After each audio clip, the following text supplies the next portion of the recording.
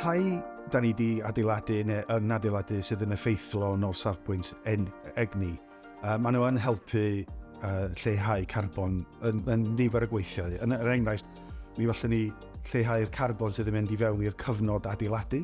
Mae yna lot o carbon yn cael ei llosgi i creu adeiladau newydd. Ond wedyn, trwy y ffordd da ni wedi dylunio'r tai a'r technoleg cynaladwyaeth da ni wedi reid i fewn i'r tai, da ni'n lleihau'r carbon sy'n cael ei losgi trwy pobl cnesu eu tai neu jyst defnyddio trydan yn gyffredinol. Nath Llywodraeth Cymru creu grant newydd, grant arloesi, ar gyfer helpu datblygwyr oedd eisiau mynd yn bellach ar cynaladwyaeth na'r fel arfer.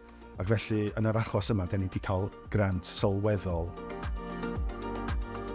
Bydd gweld Gwynfaen yn cael ei adeiladu yn rhoi enghraifft iddyn nhw, dwi'n credu, o beth sy'n bosib i gael ei wneud. A bydd yna canolfan yng nghanol y prosiect, bydd yn agor i'r cyhoedd.